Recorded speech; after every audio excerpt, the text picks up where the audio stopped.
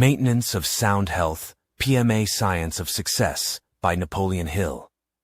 Health and nutrition, and not let yourself be influenced by the fads and frauds one reads in references to this topic. If any questions concerning foods or medicine arise, the best way to handle them is to refer them to an authority on the subject. Do not handle them yourself unless you happen to be an approved authority. Be very careful of your statements, as they may cause misunderstandings. We must always be aware of the fact that we cannot separate the body and the mind because they are considered one. Anything that affects the health and vigor of the mind will also affect the body. In the same manner, anything that affects the health of our body will affect the mind. We must keep in mind that we are a mind-body. The rhythm of life. Nothing about life is static or unchanging. There seems to be rhythmical or wave-like motion to life. In reviewing our own lives, we must be very careful that we live a rhythmical one, following work with play, mental effort with physical effort, eating with fasting, seriousness with humor, sex with sex transmutation, and many others. Discuss these rhythms and their importance with your group. The influence of the mind. The proper perspective of this mind-body of ours is that the mind is the higher function of the two, and that the body is an exquisitely functioning machine for carrying the mind about and executing the dictates of this tremendous powerhouse. Yes, a smoothly functioning mind is necessary to a smoothly functioning body. The reverse is not so true. To realize a smoothly functioning mind, let us reconsider some of the qualities we have found essential to success and happiness, for they are also essential to a sound mind. Essentials of success and happiness. A definite major purpose and a plan for carrying out that purpose keep us from vacillating in our efforts. Think of a situation in which you were part of a smooth, well-organized plan. You were content with the way the situation was handled. You felt at ease and comfortable. Your mind is always most satisfied with the harmony of action shown in a well-organized plan. Anxiety is the feeling you develop in a poorly organized situation. Probably the most important single quality necessary to sound mental health is a positive mental attitude, and all that this entails. Two of the greatest destructive forces in the human mind are fear and its close partner, anxiety. They kill enthusiasm, destroy faith, blind vision, blunt creative effort, and destroy harmony and peace of mind, all the qualities necessary for a positive mental attitude. Why is happiness so important to the development of a positive mental attitude? The force of fear. A definite major purpose and a plan for carrying out that purpose keep us from vacillating in our efforts. Think of a situation in which you were part of a smooth, well-organized plan. You were content with the way the situation was handled. You felt at ease and comfortable. Your mind is always most satisfied with the harmony of action shown in a well-organized plan. Anxiety is the feeling you develop in a poorly organized situation. The first problem we have is to replace fear with understanding and faith in ourselves. To do this, let us examine the mechanism of fear and its relation to bodily function. Frequently, fear is no longer a reaction to a specific danger, but a thoroughly learned habit of response, perhaps learned in early childhood. Although the need for this response has long since been lost, the pattern of thinking may persist, and now is defeating your quest for happiness and effective living. We fear the unknown most. Seek knowledge and understanding of your fear, and it will be replaced by faith. One must cultivate and nurture a positive mental attitude to achieve that smooth, effectively functioning mind-body you are seeking. Why must our fears be supplanted with faith? PMA, Positive Mental Attitude. Émile Coué, the French psychologist, gave the world a very simple but practical formula for the maintenance of health consciousness in one sentence. Every day in every respect, I am getting better and better. He recommended that this sentence be repeated many times daily until the subconscious section of the mind picked it up, accepted it, and began to carry it out to its logical conclusion in the form of good health. Eating habits. The first series of facts we must understand is the purpose of food. It is to supply the human body with the many and varied nutritional factors necessary for the body to maintain its 1,400 systems in good repair and full function. It is not intended to delight the guests, satisfy the social ambitions of the hostess, or lull the boss or the prospective customer into a raise or contract. It certainly was never intended to be a means of discipline or correction. If you don't eat your spinach, you can't have your dessert. Discuss the components of a well-balanced diet. Proper nutrition, moderation in all things holds true in our eating habits as with anything else. Perhaps we can get a clearer overall picture of our needs, and thus help to control the great universal problem of the years beyond 30, if we understand what I have jokingly named the law of the expanding middle. This is technically called calorie requirements. If you find that you cannot control your eating, seek the counsel of a good psychiatrist or psychologist. He can add years to your life by helping you break the habit of overeating. Buoyancy, increased vitality, and happiness are the rewards. Discuss physical conditions that may arise because of improper nutrition. Rhythms in relaxation. Relaxation means the complete forgetting of the worries and problems of the day. Yet there is a constant stream of people who need to relax that in effect says, "Doctor, I cannot relax." Surprising as this seems, this is probably true, since relaxing is a negative quality. Periods of relaxation can break the tensions of the day and be profitable. Some businessmen have a favorite easy chair in their offices, and they meditate in it for 5 to 10 minutes out of every hour. Some salesmen use the time driving between calls, as do some of the doctors. Many brilliant decisions and solutions to problems have come during periods of such relaxation, so it is not a waste of time. It is a business asset. A well-disciplined mind works while the physical body sleeps. Why is relaxation so important? Sleep. This subject needs only a few words. Your body needs time to rebuild and revitalize itself to prepare for the next day. It is sheer stupidity to cut your sleeping time. Somewhere between 6 and 8 hours is all that is required. If you properly train your subconscious mind to work for you, even your sleep period can be a profitable experience. The subconscious mind will go to work to solve problems for you while you sleep. It never goes to sleep. But remember, it can't work while you dwell on your problems, so concentrate for a period of time, then forget the problem. You may awake with the answer. Discuss the use of the subconscious during sleep. Rhythms of work and play. Work is one of the major blessings of mankind. It is so important that it should be performed as a form of religious exercise. It provides man with the necessities of life, and it affords man with the opportunity to express his creative ability. Who has such a short memory that he cannot recall the headache, backache, or vague lassitude that was forgotten on a busy day? And that day passes with startling speed. Is it not your busiest? Have you ever thought of what a vast difference there is between what you want and what you actually need for health and happiness? We have been steeped in a deadly propaganda campaign since childhood to the effect that work is something to be dreaded. Actually, nothing could be further from the truth. Psychology and our own experience will quickly teach us otherwise.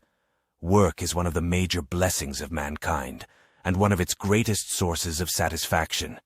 If this is not true for you, either you are not doing the right kind of work, you are not working in the right environment, or you need psychological counseling. But there is something that is worse than being forced to work. It is being forced not to work. As many millions of men learn during periods of physical illness or economic emergencies when there is no work available, it should not surprise us that the staff members of a well-known clinic have discovered from their work with thousands of sick people that sound health calls for the expression and balancing of 4 important factors, namely, work and play, love and worship. Discuss the values of these 4 factors in a well-balanced program of health. Exercise play can include any of the activities discussed under the heading of relaxation or any of the activities included under this heading. The point is that if your work patterns are sedentary in nature, your play should include some rather strenuous physical exertion. On the other hand, work that is physical can be beautifully balanced with more sedentary play activities. Discuss the value of the story of man who visited his psychiatrist and said, "I'm going to put a bullet through my head." Hypochondria. Hypochondria is destructive. Most of us are familiar with this word hypochondria, which means imaginary illness. But let me add, an illness that eventually becomes real. Its unfortunate victims believe they are ill and feel the need to be ill. And as you recall from the discussion of the functions of the subconscious mind, whatever the mind of man can conceive and believe, the mind of man can achieve. Most illnesses begin with a negative mind. The hypochondriac is afraid and needs help. Perhaps when he was a little child, his parents used to fear teaching him the principles of hygiene. Or perhaps one of the adults in his family was afraid, and he copied this fear. Or perhaps he learned to use sickness to avoid unpleasantness, or as an excuse for failure. This is again a learned response which the boy, now a man, carries on, though the need for this response may have long since been lost. Why is hypochondria so dangerous? The absence of a positive mental attitude. Negative thinking is destructive. While hypochondria is one type of negative thinking, it is not the only form that is destructive to the mind-body. We consider any disease and its symptoms as a spectrum, like that of sunlight when the light is broken into its components. From the deep reds throughout the yellows and blues to the deep violets, we can arrange the symptoms and physical effects, the pain, the mental distress that distort the body in a similar long line. Somewhere in the middle of this spectrum of any disease is a small part of the line that really represents the disease. The remainder of the spectrum on both sides of this small area is due to fear, anxiety, negative thinking, and maladjustment. That which the mind expects and demands, the mind has a way of producing, and it will bring sickness as readily as it will bring sound health. Discuss this last paragraph. The comfort of faith. As we travel our chosen path through life, problems and great sinkholes of despair seem to be moved from our paths at the right moment by His loving hand. What at first glance would seem a tragedy, most often for us turns out to be shining glory. Faith, hope, and love put a twinkle into the eye, a sparkle into the voice, and spring into the step that adds beauty, dignity, and charm to us poor humans. When I see it, I can really believe that we were made to His image and likeness. The immortal quality of mind, the mind as it exists in this mind-body of ours, is very limited in time and space by its body. As we travel the road of life, we begin to realize this towards the end of the road. We begin to feel a longing to exist in a greater dimension that is permitted by the limitations of the body. Why not walk into eternity with the same courage and firm step that you use in the shining moments of this life? Deep faith will help you. Sex and sublimation. Sex desire is a completely natural desire. What is more, it is among the more inspiring and action-producing desires. When driven by their desire, men develop keenness of the imagination, courage, ingenuity in the creation of ways and means to attain definite end, persistence, and creative ability unknown to them from other sources of inspiration. When the desire is harnessed and directed to the attainment of definite ends, it often lifts men to heights of achievement that give them the reputation of being geniuses. The emotion of sex contains the secret of great creative ability and creative vision. To work for our greatest good, sex and sublimation need to be alternated in a rhythmical pattern, just as do love and worship, work and play. Discuss the value of sex sublimation as illustrated here. Seek health counsel. Discuss the meaning of the machine and its value. Not every doctor will inspire you equally with confidence or help you to discuss your problems with him, but once you find a doctor who does inspire your confidence, you must let him know that you are eager for more help than a routine physical examination.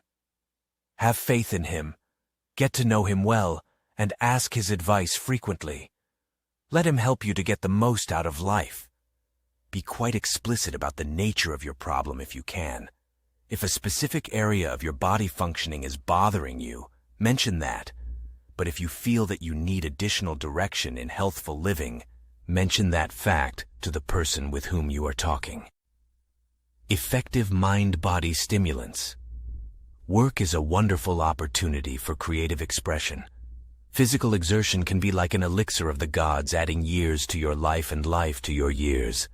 Play and relaxation increase your vitality. Meditation can help you sail at breathtaking speed.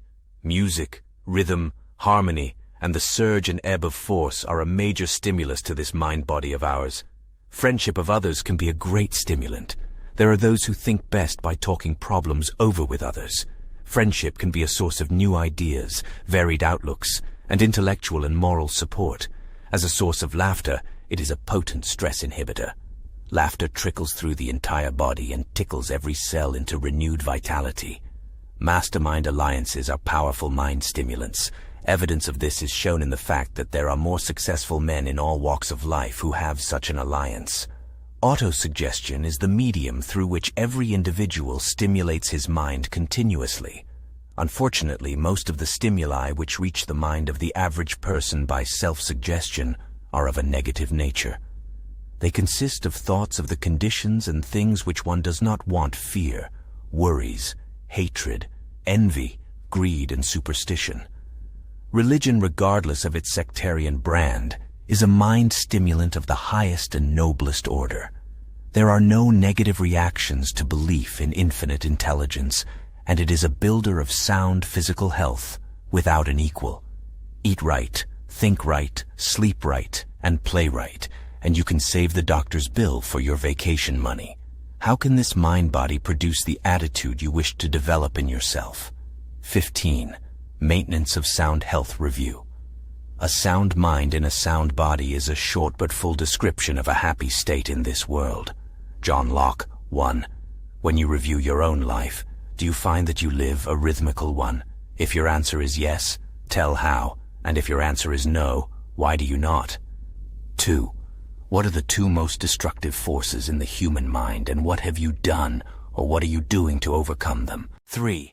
Why is a positive mental attitude so essential for good health? 4. What is Emile Coué's statement about health, and why is it so effective for people who really believe it and use it? 5. What types of foods should a well-balanced diet contain? 6.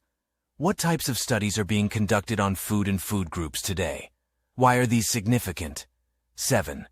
What is your hobby and why is it so important that you have one? 8.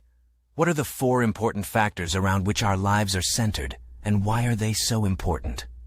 9. What is the meaning of the word hypochondria? Give an illustration of it. What are the 10 rules to follow to build sound health? 10. What key principle or idea did you get from studying this lesson? A. What does this key principle or idea mean to you? B. How will you apply this key principle or idea? C. When will you start applying this key principle or idea?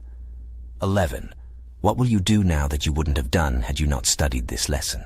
WW 33 Empower. Com.